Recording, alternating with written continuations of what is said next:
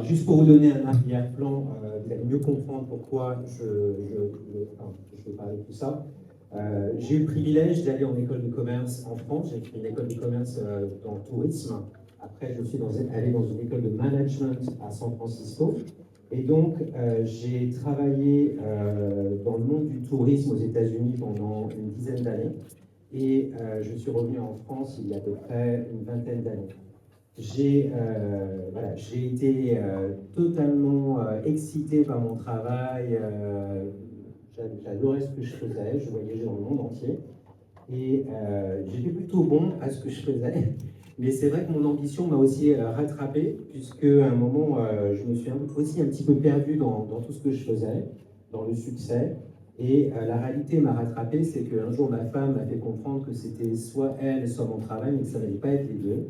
Et donc, ça a été un choix rapide, mais complexe. Et ce choix, ce que je peux dire, c'est que pendant toutes les années où j'ai été dans le monde dans le business, et ce choix que j'ai dû faire parce que j'étais acculé au mur, voilà. Pendant tout ce temps-là, en fait, je me suis senti vraiment très très seul et surtout pas du tout accompagné par l'église, par mon pasteur. Et aussi pendant tout le temps où je travaillais, où je voyageais dans le monde entier et que je revenais à l'église, pas tous les week-ends, mais j'essayais, eh bien, je comprenais rien en fait. Et je me disais, mais je m'ennuie à mourir. Je trouvais que c'était totalement inadapté par rapport à ce que je vivais. J'avais l'impression de faire le grand écart en permanence entre ce que je vivais dans la semaine et l'église le week-end. Et donc, j'aime dire que j'ai souvent eu mal aux adducteurs. Mais le Seigneur a fait des choses incroyables. C'est que pendant mon école de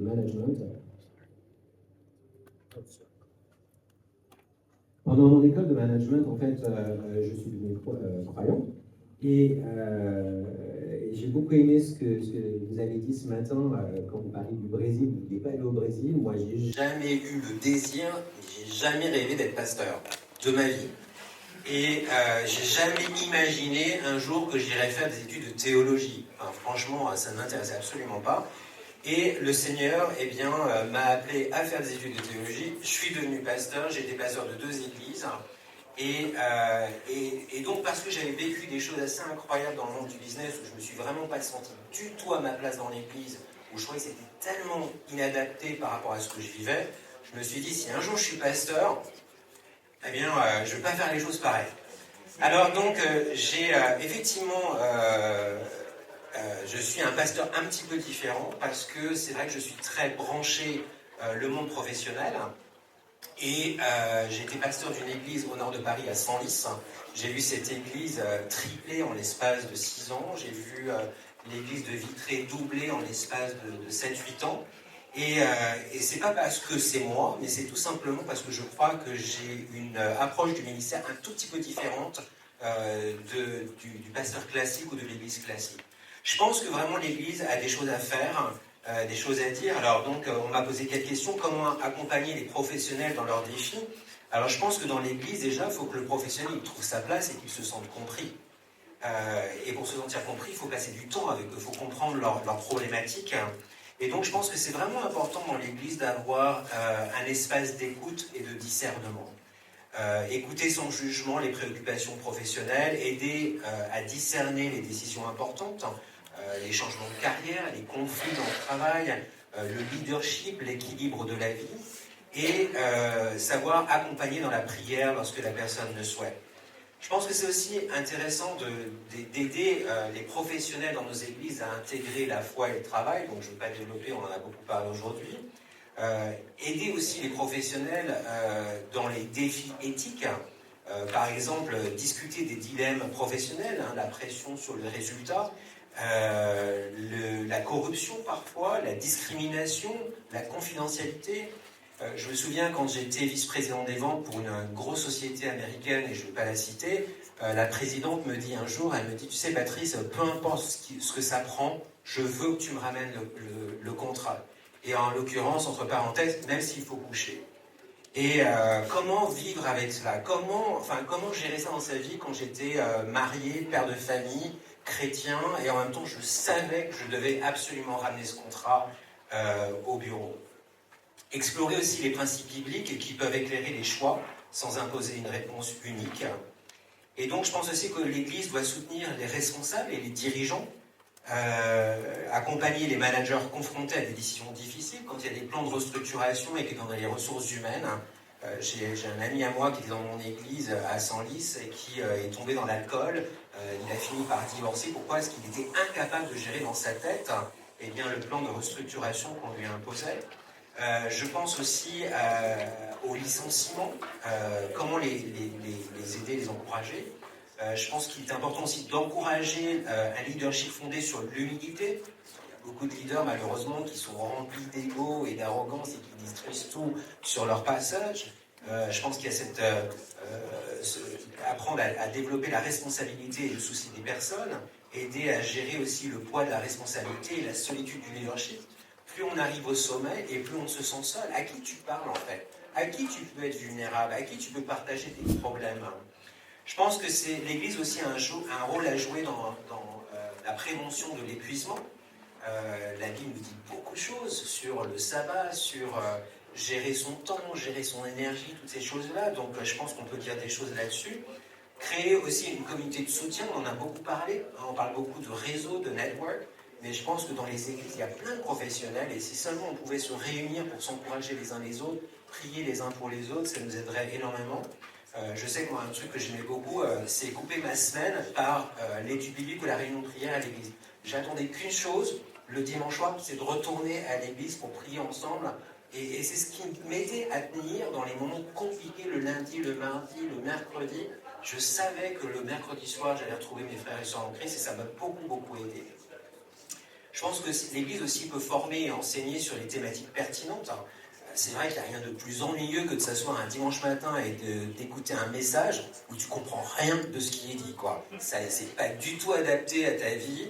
Tu repars, tu te dis, mais ça servait à rien, je me suis ennuyé à mourir. Alors c'est vrai qu'il y a tout un travail à faire sur les messages. Mais je pense par exemple prêcher sur des messages comme le leadership serviteur, la gestion des conflits, la prise de décision, la gestion du stress, la communication, l'éthique des affaires et du travail, la gestion des finances personnelles, le sens de l'évocation,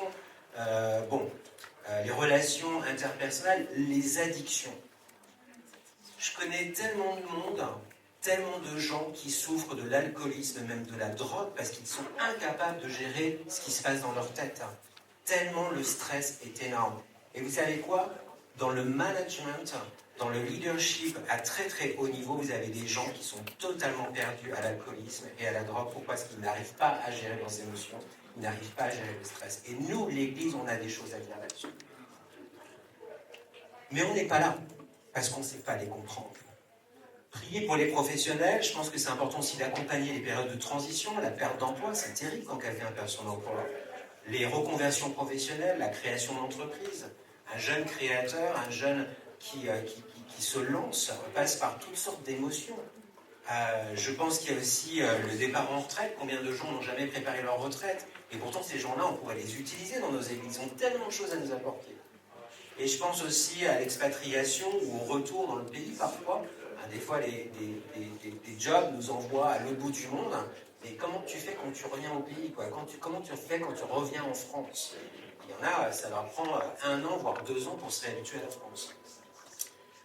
Et je pense aussi à l'importance d'encourager l'impact dans la société. Aider les professionnels à voir leur métier comme un moyen de servir les autres, de bien commun de l'entreprise. Valoriser les initiatives qui contribuent à la justice, à la solidarité, bref, en tout cas je passe. Comment aider les croyants à vivre leur vocation dans leur métier? Donc on en a beaucoup parlé aujourd'hui, mais je pense que c'est important effectivement d'enseigner une vision biblique du travail, aider chacun à discerner sa vocation. Souvent dans l'Église on va dire, est-ce que vous êtes capable d'enseigner sur les dons des gens? Parce qu'en fait dans notre esprit on se dit, s'ils découvrent leurs dons, ils peuvent l'utiliser dans l'Église. Et moi, je ne veux pas penser juste l'Église. Je me dis, si on peut découvrir le don de ces gens-là et que leur cœur les appelle à servir avec ce don dans l'entreprise, il faut qu'on les accompagne, pas juste penser à l'Église, mais les accompagner dans l'utilisation de leurs dons et qui trouvent cette intersection, this happy place dans la semaine. Mais on n'est pas souvent très très bon par rapport à ça. On peut effectivement aider chacun à discerner sa vocation en posant des questions qui favorisent le discernement. Quelles sont vos forces, quels sont vos dons, quels sont vos talents et où est-ce que vous les utilisez? Bref, j'en ai parlé. On peut les aider aussi à relier foi et vie professionnelle, montrer que la foi, elle influence la manière de travailler, la foi influence la manière de diriger, de l'idée, de servir les collègues, de prendre des décisions. Et je pense que c'est vraiment important d'encourager les professionnels à considérer leur lieu de travail comme un espace où ils peuvent vivre des valeurs telles que le service, le leadership et tout ça. Je pense aussi qu'il y a une chose qui est vraiment à la place de l'Église, c'est développer l'éthique du travail. J'ai aimé ce matin quelqu'un qui a dit est-ce que tu aimes les 35 heures, la semaine de 35 heures? Oui, je l'aime, je fais 2 fois 35 heures. Et je me dis, c'est terrible quand il y a des chrétiens qui sont des feignants au travail. C'est terrible quand ils arrivent en retard, ils sont les premiers à partir. Vous voyez ce que je veux dire? L'éthique du travail, les conflits d'intérêts, le respect de la dignité de chacun, la responsabilité sociale et environnementale. Donc tout ça, je pense que l'Église a des choses à dire. Et l'objectif est d'aider les croyants à prendre des décisions cohérentes avec leur foi dans les situations complexes. On a aussi un rôle à accompagner les différentes étapes de la vie professionnelle. L'Église va proposer un accompagnement adapté, par exemple, aux étudiants qui sont en train de réfléchir. On va les envoyer vers des psycho-éducateurs qui vont les orienter pour une carrière professionnelle. Et pourquoi nous, l'Église, on n'interviendrait pas dans ce domaine-là? C'est vrai. Pourquoi on n'aiderait pas les jeunes professionnels qui débutent? Pourquoi on n'aiderait pas les personnes en reconversion à réfléchir à la façon dont ils sont câblés, à la façon dont ils pensent, ils réfléchissent, à leurs valeurs fondamentales, à toutes ces choses-là? Pourquoi on les aiderait pas? On n'aiderait pas les dirigeants aussi? Pourquoi on n'aiderait pas les personnes confrontées au chômage ou à la retraite? Et puis, on en a parlé aussi aujourd'hui, du mentorat. Je crois que dans nos églises, on a plein de professionnels qui pourraient prendre sous leurs ailes des jeunes ou des gens en début de carrière et puis les accompagner. Ça, c'est du vrai discipulat. C'est du vrai discipulat. Créer des communautés aussi de professionnels dans l'église. Je pense qu'il y a la possibilité de trouver des petits groupes, des groupes de partage, faire des petits déjeuners, des conférences comme on fait aujourd'hui, mais faire ça plus souvent. Pas juste attendre que Patrick le fasse une fois par an. Pas juste attendre que Réseau de Lumière le fasse une fois tous les trimestres. Je pense que dans les églises, on devrait créer ce genre de choses. C'est vrai qu'on fait études bibliques le mercredi soir, mais pourquoi pas changer l'étude biblique par autre chose, permettre aux professionnels de se retrouver. Bref, j'avance, parce qu'on a pris beaucoup de retard, mais on a parlé un peu de tout ça, mais vous avez l'idée. Comment les églises peuvent mieux comprendre le monde du travail? Alors ça, c'est quelque chose que je me bats pour ça, parce que moi-même, comme je vous l'ai expliqué, quand j'étais dans le monde professionnel, et je le suis encore parce que j'ai créé des entreprises, j'ai jamais trouvé des gens en face de moi qui pouvaient m'accompagner. J'ai jamais trouvé des gens qui me comprenaient, en fait. On passait son temps à me juger, à me dire que j'étais matérialiste, à me dire que mes priorités étaient mauvaises, alors que j'adorais ce que je faisais, je me sentais vraiment appelé à faire ça. Mais en fait, c'était le jugement. Quand ma femme a donné cet ultimatum, c'est soit moi, soit ton travail, j'ai choisi elle, ma famille, mes enfants, ma femme. J'ai réussi à sauver mon mariage, Dieu merci. Mais j'ai ramé, j'ai eu personne qui est venu m'aider, qui est venu m'accompagner. Du jour au lendemain, je me retrouve vice-président à rien, d'un salaire très important, à rien. Sans chômage, sans rien, et il n'y a pas une personne, pas un seul chrétien qui est venu m'encadrer et m'aider. C'était la descente, je ne vais peut-être pas dire la descente aux enfers, parce que je ne sais pas ce que c'est l'enfer, mais franchement, c'était absolument horrible. Et je me dis, mince quoi, pourquoi les chrétiens ne sont pas là? Pourquoi les pasteurs ne sont pas là? Pourquoi les églises ne sont pas là? Pourquoi?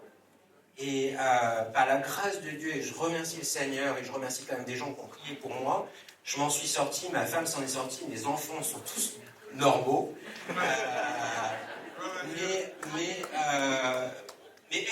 là pour écouter les professionnels dans leurs défis quotidiens, les pressions qui sont liées à la performance, les dilemmes éthiques, les transformations technologiques, les difficultés d'équilibre entre la vie professionnelle, familiale et spirituelle. Est-ce qu'on est là? Est-ce qu'on les accompagne? Est-ce qu'on les aide? Et moi, je ne peux pas envisager ma vie d'église, je ne peux pas envisager ma vie de pasteur sans ça, quoi. Sans ça, mais ça me blesse tellement. Donc vraiment, l'objectif, c'est vraiment d'entendre les expériences avant de proposer des réponses. On a beaucoup de donneurs de leçons dans la vie. Beaucoup. Beaucoup de gens qui vous donnent des leçons, mais sauf qu'ils ne savent rien de vous et ils ne savent rien de votre vie. Reconnaître la diversité des métiers, comprendre les évolutions du travail. On a parlé de télétravail. Il y a eu combien de gens qui ont souffert du télétravail? On parle d'intelligence artificielle, l'économie des plateformes, les nouvelles attentes des jeunes générations, la mobilité professionnelle et les reconversions. Moi, je me souviens quand je voyageais dans le monde entier, je ne sais pas combien de fois je prenais l'avion par semaine, mais je me rappelle particulièrement une fois, un matin, je me réveille, je n'avais aucune idée où j'étais. Je ne savais pas où j'étais. Je n'arrivais plus, mon esprit était tellement fried, je n'arrivais pas. Et à un moment, je me suis levé, j'ai dit, mais où est-ce que je suis? J'étais dans un hôtel. J'ai dû aller voir la porte de ma chambre. Ah, j'étais à Dayton, Ohio. Et je n'avais aucune idée où j'étais. Mais j'avais besoin de gens qui prient pour moi. J'avais besoin de gens qui me parlent. J'avais besoin d'une église qui me comprenne. Mais les gens ne me comprenaient pas. C'est important aussi de valoriser l'expertise des membres, accepter la complexité, développer les partenariats. Bref. Et comment former des disciples qui soient sel et lumière dans leur environnement professionnel? Le sel, c'est ce qui donne la saveur. D'accord? Je suis de la Bretagne, donc on met du sel dans tout. et on est supposé être la lumière du monde. La lumière, c'est ce qui éclaire, c'est ce qui éclaire les gens pour justement trouver ce chemin vers Jésus. Donc, former des disciples qui soient le sel et la terre et la lumière du monde dans leur environnement professionnel demande vraiment une démarche qui dépasse l'enseignement biblique traditionnel. Il s'agit d'équiper les croyants pour vivre leur foi de manière cohérente, crédible, féconde dans leur métier. Et ça, vraiment, c'est une proposition. Important d'ancrer les disciples dans leur identité en Christ. On a beaucoup parlé de l'être plutôt que du faire.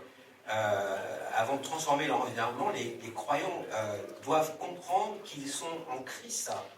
Et la formation peut les aider à développer des relations personnelles avec Dieu, comprendre leur identité de disciples, envoyés dans le monde, vivre leur foi avec assurance et humilité, résister à la tentation de compartimenter leur vie spirituelle et leur vie professionnelle. J'avais l'impression d'être une fraude. Je me rappelle le dimanche. Alors en plus, à l'époque, j'étais dans une église aux États-Unis, il fallait porter le costume. J'ai porté le costume déjà tous les jours de la semaine. Je me pourquoi vous portez le costume le dimanche? Mais j'avais l'impression d'être une fraude entre ce que je vivais dans la semaine. Et quand j'arrivais à l'église, j'avais l'impression de vivre quelque chose qui était lunaire, quoi. Et je retournais le lendemain et je me sentais coupable de plus être le chrétien que j'étais le dimanche matin quand j'étais à l'église. Vous comprenez ce que je veux dire? Et je me dis, mais comment on peut relier les deux, quoi? Pourquoi je me sens comme ça? Pourquoi je me sens toujours ce chrétien à moitié prix, quoi? Ce chrétien en solde, ce chrétien au rabais? Et pourquoi je me sens toujours coupable? Et bref, et je suis content finalement d'avoir trouvé la réponse. Donc aujourd'hui, je me bats vraiment pour ça et je me dis, mais il ne faut pas compartimenter. On est le même. Patrice, là, ce que vous voyez là, demain, je vais être le même. Je vous promets, je vais être le même. Et lundi, je suis dans un autre pays, je vais être le même dans l'autre pays. Et je refuse d'être cette marionnette voilà, je veux être Patrice. Enfin bref. Et donc c'est important, il me semble, oui, d'ancrer les disciples dans leur identité en Christ, d'enseigner une théologie de la vocation, on en a parlé, développer un caractère conforme à Christ, l'intégrité, l'humilité, la fidélité, la compassion, la justice, la maîtrise de soi, l'esprit de service. Bon, je vais arrêter là. Vous savez quoi? Parce que je vais vous saouler, et vous avez déjà entendu toutes ces choses-là. Non, mais la réalité, c'est qu'il y a un vrai travail à faire dans les églises. Et je pense que c'est vraiment important qu'en tant que pasteur, on puisse s'adapter aux gens qui sont en face, comment Christelle a cité Harvard Business. En tant que pasteur, je lis Harvard Business Review tout le temps. Ils ont sorti un truc sur l'intelligence émotionnelle, et je dis le problème de beaucoup de pasteurs, c'est qu'ils n'ont aucune notion de l'intelligence émotionnelle. Ils sont pas en train de, ils comprennent pas qui est en face d'eux, ils comprennent pas leur public, donc ils font leur message semaine après semaine, sauf qu'ils se rendent pas compte que leur message n'a pas forcément l'impact qu'ils devraient avoir, parce qu'ils sont pas conscients de cela. Et je pense que moi, en tant que président d'Union d'Église, c'est ce que je veux enseigner à nos pasteurs, c'est comme ça que je veux former nos pasteurs. Patrick en est un. Et donc, quand les pasteurs sont formés non seulement sur le plan théologique, mais à l'intelligence émotionnelle, à comprendre comment, qui est leur public en face, vous imaginez l'impact que ça peut être. Vous imaginez l'impact qu'on peut avoir, c'est énorme. Et donc, je pense qu'il faut vraiment qu'on change cette chose. J'encourage les pasteurs à pas juste lire de la théologie, mais de s'intéresser à toutes sortes de choses, l'architecture, regarder les actualités, aller s'amuser un petit peu, voyager, avoir des conversations normales avec les gens.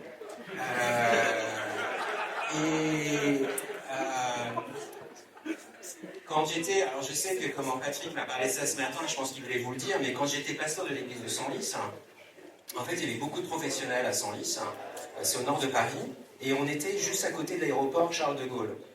Et donc voilà, passionné par le business, parce que j'avais mon propre business aussi à l'époque et j'étais pasteur, eh bien il m'est arrivé par exemple assez régulièrement d'aller déjeuner avec des pilotes ou des navigants à la cafétéria d'Air France.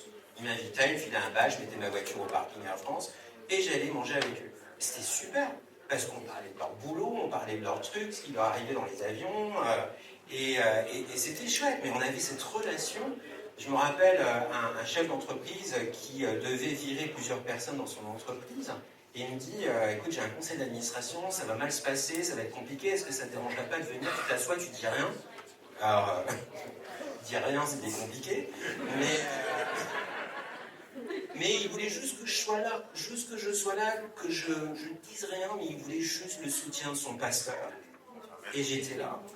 Et je déjeunais avec lui, et on parlait de ces choses-là ensemble. Bref. Quand il y avait des portes ouvertes dans les entreprises où on avait des chrétiens qui travaillaient, j'étais là, j'étais le premier à attendre pour faire la porte ouverte, parce que je voulais absolument découvrir leur monde. Vous voyez ce que je veux dire? Et donc il faut vraiment qu'on change de paradigme dans nos églises. Alors, je sais qu'il n'y a pas beaucoup de pasteurs ici, donc on va aller les choper, on va aller leur parler. Mais vous, en tout cas, en tant que professionnel, vous pouvez aussi changer votre vie d'église et influencer votre église.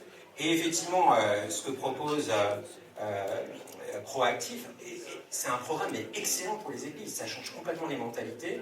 Et je me dis, des sommets comme on l'a fait aujourd'hui, des conférences comme on a fait l'autre jour avec Réseau Lumière, savent qu'on en voit le plus. Parce que je crois que c'est là où justement on peut avoir un vrai impact. Voilà, je me tais.